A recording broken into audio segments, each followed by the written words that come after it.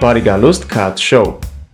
Այսօրվա մեր հյուրն է հաղորդավարուհի եւ սցենարիստ Կրիստինա Խալաթյանը։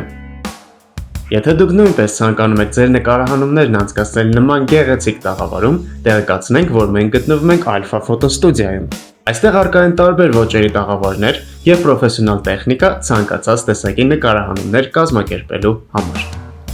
Հարցազրույցի առաջին փուլը կոչվում է ստվեր եւ խորհրդանշում է հյուրի հետ ծանոթության առաջին քայլերը։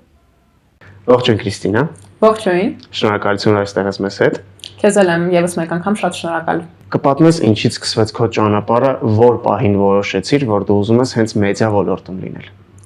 Մեդիա ոլորտում որոշեցի լինել դեռ 7-8 տարեկանում, երբ շատ պատահաբար հայտնվեցի ռադիոյում։ Այդտեղ ես հնչյունավորումներ էի անում տարբեր գովազդային հոլովակների համար եւ տեսնելով այդ միջավայրը, այդ ամեն ինչը մարդկանց ստեղծագործող հասկացա, որ այդ ամեն ինչը շատ իմն է ու միանգամից սիրահարվեցի այդ մասնագիտությանը, ավելի հստակ հաղորդավարությանը եւ արդեն այդ օրվանից սկսած ցանկացած ավելի շատ հաղորդավարություն ես տվել դու։ Այո, միանշանակ, որովհետև այդ օրվանից սկսած ցանկացած գիրք, որը ես կարդում էի, ֆիլմ, որը ես դիտում էի, հստակ այն գիտակցմամբ էր արվում, որ դա ինձ պետք կգա այդ մասնագիտության համար հետագայում։ Հենց մեդիա ոլորտում քո կարծիքով ավելի շատ հաջողության հասնելու համար պետքա լինել տաղանդավոր, թե ավելի շատ լավ կապեր ու լավ ծանոթություններ ունենալ։ Ես կարծում եմ, որ կապերը միանշանակ չարժի թերագնահատել, որովհետև դա շատ լավ միջոց է, որով մարդ կարողանում է առաջ գնալ։ Միանշանակ նաև չասացիր, բայց կա նաև գումարով տարբերակը առաջ գնալու, ինչը եւս բացառված չի, բայց դա ավելի շատ ժամանակավոր բնույթ է կրում են պարագայում, եթե մարդը տաղանդավոր չի, այսինքն ժամանակավորապես հայփի հիմքի վրա միգուցե այդ մարդը երևա, բայց դրանից հետո, եթե ինքը չունի համապատասխան տվյալներ, ինքը չի կարող երկար մնա հիմնականում ոլորտում։ Ինչը կապված է տաղանդի հետ, կարծում եմ, որ առաջնայինը աշխատասիրությունն է ամեն դեպքում եւ մի քանի տոկոս տաղանդը, որովհետեւ տեսել եմ բավականին մեծ քանակությամբ մարդկանց, ովքեր տաղանդավոր են, բայց ճիգ չեն գործադրում հաջողության հասնելու համար, ու հակառակն եմ տեսել, որ աշխատասեր են, մի քիչ էլ տաղանդավոր են, այնքան են աշխատել իրենց վրա, որ ի վերջո հասել են բավականին մեծ հաջողությունների։ Մի խոսքով համադրությունն է կարևոր, ոչ միայն մի ինչ-որ բանի առկայությունը, այլ հենց համադրությունը։ Այո, միանշանակ ճկունել պետք է լինես, աշխատասերել, մի փոքր նաև քո մեջից դա պետք է լինի, որովհետև դա էլ է տաղանդ, այնպես ինչպես որ նկարիչ լինելը, երգիչ լինելը տաղանդ է, խոսքը նույնպես տաղանդ է։ Մարդ կարա լինի խելացի, օրինակ գիտնականները, չէ, հիմնականում շատ խելացի են, բայց երբ նայում ես իրենց ոդկասթները, հասկանում ես, որ դժվար են իրենք միտքը արտահայտում։ Դա նրանից է, որ դա հմտություն է, որը մարդ կամ ունի ու կարա զարգացնի, կամ պետք է ձեռք բերի։ Պետք է, այո, ձեռք բերի, բայց բնականաբար եթե մենք պրոֆեսիոնալիզմի մասին ենք խոսում, մարդու մեջից շատ դա պետք է լինի, որ ինքը ինչ որ ստարտ ունենա, որ դրանից սկսի զարգացնել։ Շատ լավ։ Ով էր այն մարդը, ով առաջինը քեզ հավատաց, կար ինչ որ մեկը, որ միանգամից քեզ աջակցեց։ Ես կարող եմ ասել, որ իմ ծնողները միշտ ինձ աջակցել են եւ աջակցում են ցանկացած հարցում, ինչի համար ես եւս մեկ անգամ իրանց շատ շնորհակալ եմ։ Ինչը վերաբերվում է իմ այս ոլորտ մտնելու հետ կապված, իմ մոտ կա հետեւյալ բնավորության գիծը։ Ես ինչ որտեղ մտնում եմ աշխատանքի, նոր դրա մասին տեղեկացնում եմ։ Օրինակ, ես մտա TV, նոր սկսեցի աշխատել եւ իմ ծնողներին ասացի, որ գիտեք, ես աշխատում եմ։ Հավատալու հետ կապված շատ կարեւոր է, որ քո ճանապարհին հանդիպեն մարդիկ, ովքեր քեզ կօգնեն։ Օրինակ, այդ առումով ես շատ շնորհակալ եմ H2 հեռուստաընկերությանը, Life Armenia-ի անձնակազմին, ովքեր ինձ հավատացին ու տվեցին այդ հնարավորությունը, որ ես փորձեմ իմ ուժերը։ Իրանց ես անչափ շնորհակալ եմ, որտեղ իրանց շնորհիվ է այդ թվում նաև, որ ես սկսել եմ ու առաջ եմ գնում այս ոլորտում։ Քո կարծիքով ուղղակի կուրսերի գնալը բավարար է այս ոլորտում ինչ որ թեթև սկիզբ դնելու համար, թե անպայման պետք է լինի բարձրագույն կրթություն եւ դիպլոմի առկայությունը։ Դիպլոմի առկայությունը արդեն շատ վաղուց այդպես շատ մեծ դեր չի խաղում մարդու կյանքում, ուղղակի տալիս է վստահություն։ Կրթության հետ կապված ես միշտ կողմնակից եմ, որ մարդը սովորի եւ ստանա բարձրագույն կրթություն, եթե ունի դրա հնարավորությունը։ Իմ պարագայում ինչպես է եղել։ Ես սովորել եմ լրիվ այլ բաժնում, Երևանի պետական համալսարանում, ավարտել եմ անգլերեն բաժինը, որը բացարձակապես հաղորդավարության հետ կապ չունի։ Բայց դրա հետ զուգահեռ ես սովորել եմ մոդելինգ, ես սովորել եմ Armenia TV-ի հաղորդավարության բաժինը, վերջերս ավարտել եմ նաև ՀՄԿ-ի կոնտենտի ստեղծում բաժինը։ Էլի համադրելու պահն է գալիս այստեղ, որ տարբեր բաներ համադրել ես։ Կոնկրետ մի ուղղություն չես վերցրել ու Իրականում ես սկսել եմ մոդելինգից շատ պատահաբար ու անցում եմ կատարել դեպի հաղորդավարություն, բայց հստակ գիտակցությամբ, որ ես մտնում եմ մոդելինգ այն պատճառով, որ հետո միանգամից դառնամ հաղորդավարուհի։ Միանգամից ասելով բնականաբար միանգամից չի եղել, այսինքն աստիճանաբար է եղել, բայց մոդելինգը ինձ օգնել է ավելի բաց լինել կադրում, ավելի ազատ լինել, որովհետև ես մտա մոդելինգ իրականում այն ժամանակահատվածում, երբ նոր սկսեցին ակտուալ դառնալ ռիլերը ու արդեն փնտրում էին նաև մոդելներ խոսակցական հոլովակների համար, որի միջոցով կարող եմ ասել, որ բացվեց իմ խոսակցականը միանշանակ։ Ու դրանից հետո արդեն ես ինքս էի առաջարկում, ինչպես որ օրինակ նույն Live Armenia-ին առաջարկով էի դիմում իմ հաղորդումների ու իրանք համաձայնեցին ինձ տալ այդ շանսը, որ ես փորձարկեմ ու հասկանամ արդյոք իմ մոտ դա ստացվում է թե ոչ եւ տարբեր փորձարկումներ արեցինք ու ի վերջո գտանք այն ֆորմատները, որոնք աշխատող են։ Խոսեցինք համադրելու մասին տարբեր մասնագիտությունները, մոդելինգ եւ այլն եւ այլն։ Ինչ հանկարծակի հմտություն, որ քո համար անսպասելի էր, ստիպված եղար յուրացնել այս ոլորտում։ Կարծում եմ, որ նույն խոսքի հետ կապված հմտությունները, որովհետև հաղորդավարությունը տարբեր բաներ է իրենից ենթադրում, եւ սցենար գրել, եւ սովորել ճիշտ խոսել, էմոցիաները արտահայտել, ինչու՞ չէ նաեւ ազատ լինել կադրում, որովհետև սկզբից, քանի որ ես պերֆեկցիոնիստ եմ իմ տեսակով, ես փորձում եմ մաքսիմալ իդեալական այդ ամեն ինչը ներկայացնել, մինչև այն պահը, որ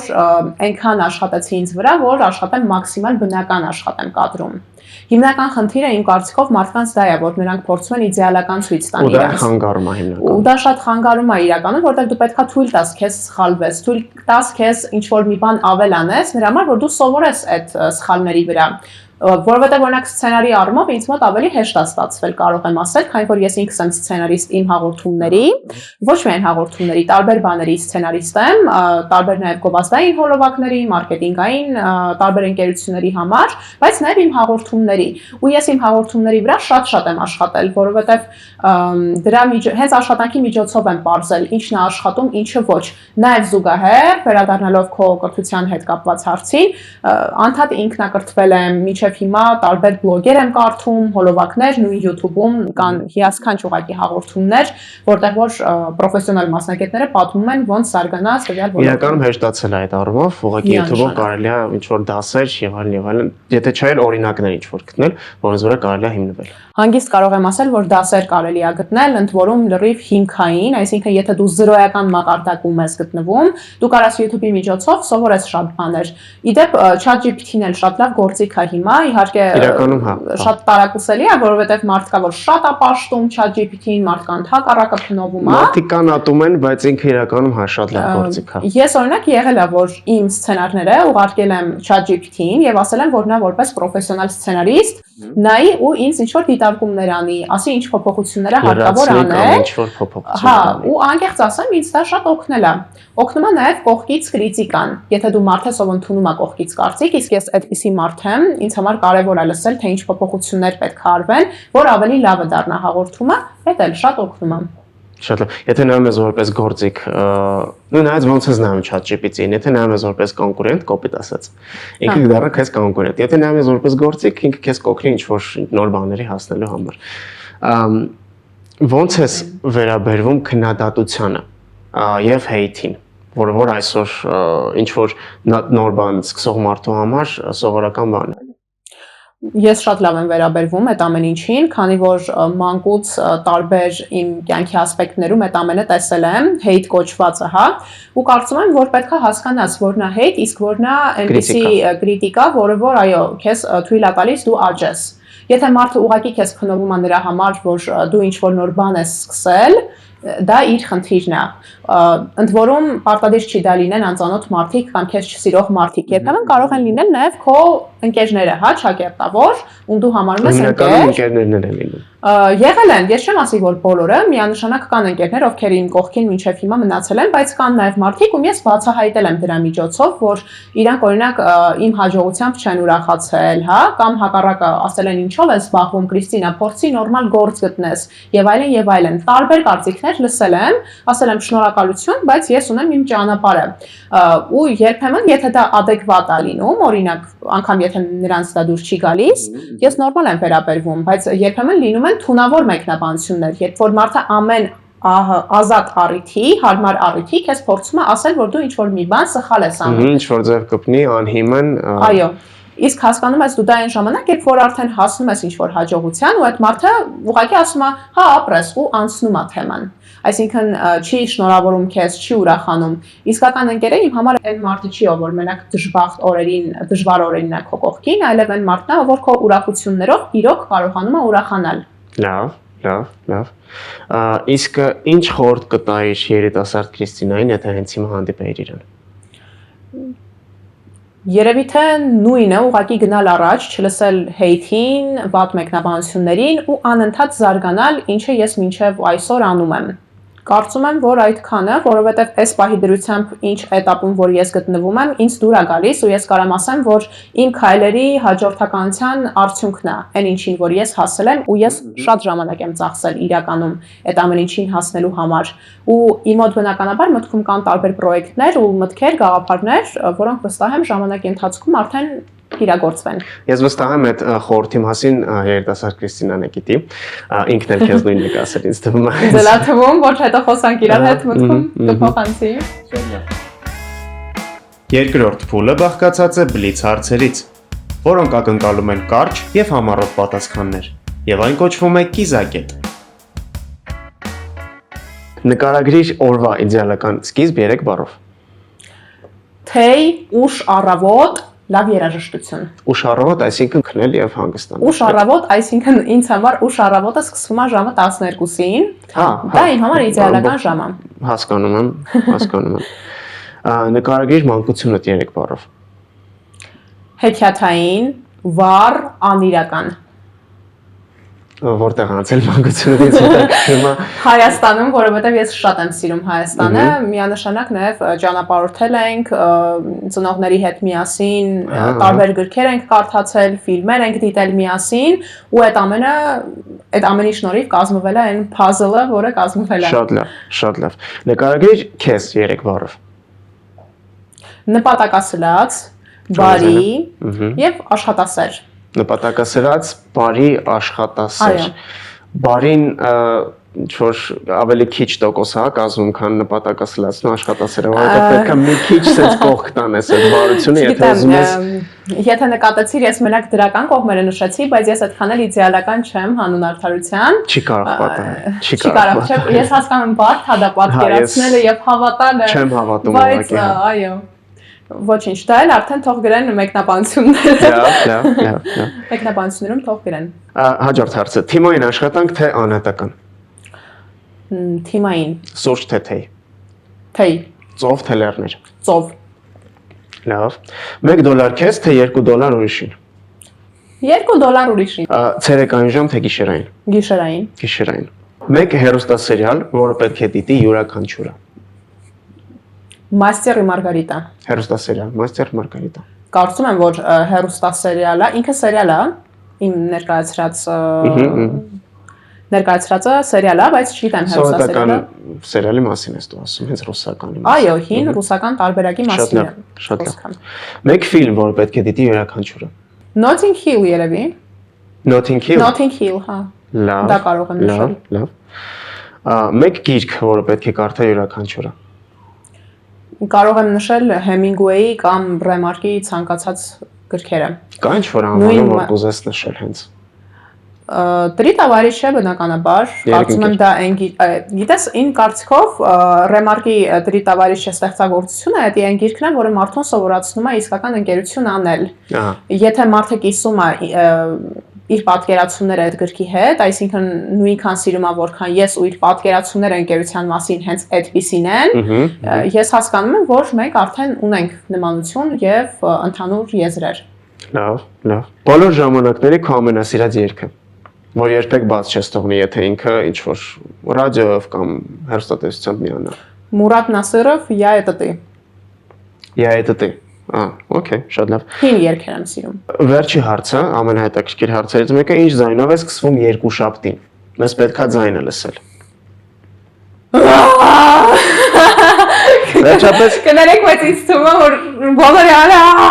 Վերջապես մի հատ անկեղծ պատասխան լսեցին եք այս հարցի դեպքում։ Հաստատ ոչ թրջունների ծլվլոցով, հա, չխափենք ոչ մեկից համար էլ երկուշաբթին երանելի օր չի, որովհետև նոր ենք սկսում շաբաթը։ Երրորդ փուլում հյուրին սպասվում է անակնկալ խաղ։ Նա պետք է փակ աչքերով գուշակի տարբեր խոհանոցային բաղադրիչներ, վստահելով միայն հոտարությանը։ Շաֆրան։ Չէ։ Այ իրանից արդեն թե են պատրաստում։ Կանաչ թեյ, հա, ոնց որ թե։ Կանաչ խոտաբույս է։ Հայկական անունը ասա 3 տարից ապրես, ուրց։ Սա բոլորի տանը կա, բոլորի։ Սուրճ։ Միանգամից։ Որ ասես ինչ սուրճ էր, ֆիրմայով միանգամից ես։ Նեսկաֆե։ Ապրես։ Լավ, բաց չի։ Մյուսը մի քիչ սենց դեղային հոտ ունի, իմ կարծիքով էլի կգուշակես, հա, սենց, ահա։ Թվաշ սենց։ Գիտրոնի, չէ, գիտրոնի այդ ոնց է, աղ, գիտրոնի աղ։ Մյուսը դու իր անունը միանգամից կասես, բայց ես քեզ հետո կուղում կանեմ, թե իրականում ինքը ինչ է։ Լավ։ Դարչին։ Ապրես։ Քանի որ դարչին Հայաստանում շատ քիչ կա, սա դարչինի անալոգն է, կոչվում է կասիա։ Այո, գիտեմ, իրական դարչինը շատ թանկ է։ Ահա։ Ես թանկ բառ չէի ուզում եթերով ասել, ապրես որ շեշտեցիր։ Հա։ Ահա։ Շատ լավ։ Կարամ մի հատ էլ ասեմ, որ թանկ է։ Ասա։ Այո։ Պատրաստ ես։ Դավայ։ Մյուսը։ Մի քիչ սուր հոտ է։ Ծանոթ հոտ է, բայց չեմ հասկանում ինչ անկեղծ։ Էլի խոտաբույս է, հասկանում եմ ես դա։ Ծաղիկ ասեմ, ասեմ։ Այն մանուշակագույն ոնց որ ծաղի կլինի, բայց չեմ հիշում անունը։ Խոտով լրիվ հասկացա ինչ է, բայց ինչ է։ Իսկ որ ասում եմ ծաղիկ է, ընդհանրապես համեմունքներից ինչ կա ծաղիկ հենց բանի մեջ, համեմունքների մեջ։ Թեյի մեջ էլ են գցում ճիշտ է։ Շատ բան են անկեղծ ասած ավելացնում թեյերի մեջ, այդ պետք է նաև դեկորատիվ ծաղիկներ, դրա համար չեմ կարող ասել։ Ինչ է։ Մեխակ։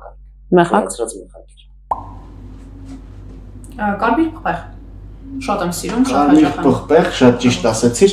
ուղում անեմ, ուղղակի սա ապխտած պղպեղն է հենց։ Մյուսն է մի քիչ սուր հոտով, ու արդեն խապուսիկ այս մեկը։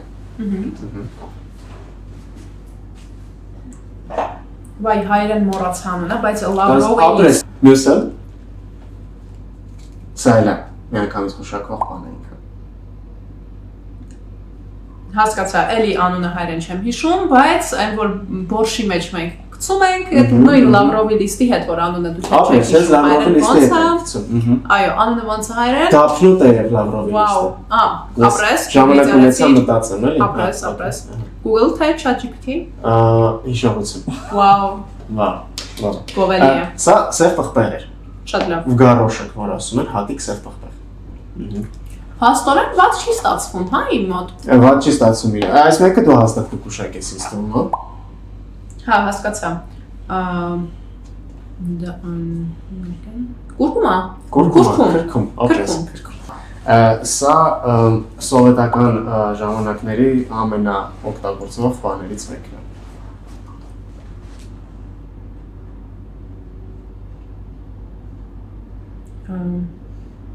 Չեմ հասկանում։ Երկու կտոր, իրենք կտորներ են։ Բուլյոնը ինչից են պատրաստում, որ գցում են մեջը հենց։ Հա, այդ քարակուսիկները։ Ահա, հենց այդ բուլյոնն է, հա։ Հենց այդ բուլյոնն է, հա, ահա։ Վերջինը, պատրաստ ես։ Այո։ Չէ։ Այո։ Ամենաբարդ։ Ամենաբարդը, հա, իրական։ Հասկանում եմ ինչ համեմունք է, բայց անունը չեմ հիշում։ Փորձես ինչ որ Չեմ հիշում, չէ, եթե կարողանայի վերհիշել, կասեի, հուշես, բայց չեմ հիշում ներկապահին։ Ինքը օգտագործում են սուջուխ բան սարքի։ Շաման։ Շաման։ Հա։ Հաղորդման վերջում հյուրը վերցնում է սեղանին դրված պատահական քարտերից մեկը եւ կարդում այնտեղ գրված առաջադրանքը։ Սովորիր ինչ-որ նոր բան։ Հետագա օրերի ընթացքում նա պետք է կատարի առաջադրանքը եւ ուղարկի մեզ լուսանկարի կամ տեսագրության տեսքով, որպեսզի մենք տեղադրենք այն հաղորդման օֆիցիալ էջում։ Դե ինչ, այսօր այսքանը։ Հիշեցնեմ, որ մենք գտնվում ենք Alpha ֆոտոստուդիայում, որտեղ կարող եք ստեղծել ձեր լավագույն կադրերը աշխատելով հմուտ մասնագետների հետ եւ ջերմ ընտանեկան մթնոլորտում։